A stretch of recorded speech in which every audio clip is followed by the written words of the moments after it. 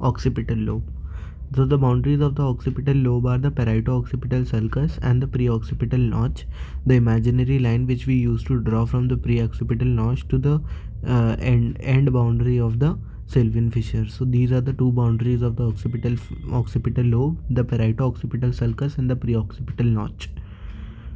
So there are two main areas in the occipital lobe. This is a very small lobe. We have to only discuss two important areas. First is the primary occipital cortex, and the second is the visual association cortex.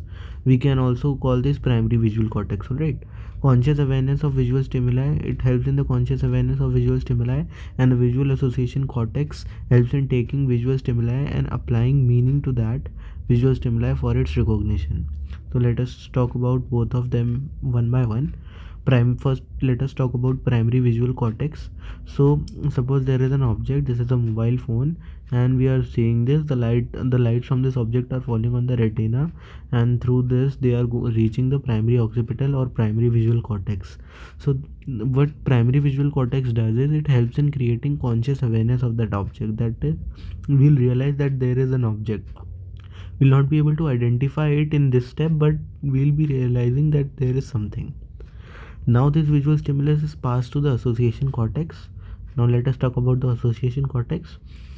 This sensory information, sensory or visual stimulus which was coming from this object, that is the mobile phone here, is reaching the primary occipital cortex, and from the primary occipital cortex it is passed to the visual association cortex. Visual association cortex now helps in identifying the color, size, the movement, whether the object is moving or not, and it then compares them with the past memories, and this leads to the recognition of the object. Now let us talk about what happens if there is a lesion.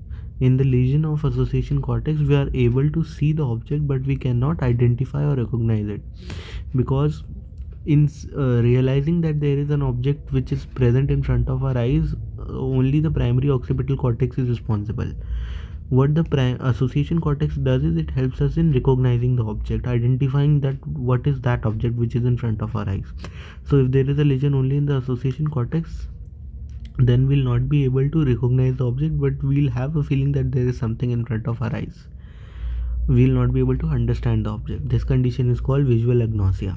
So that's all that we need to study about that occipital lobe. This is a very small part. So that's all. Thank you.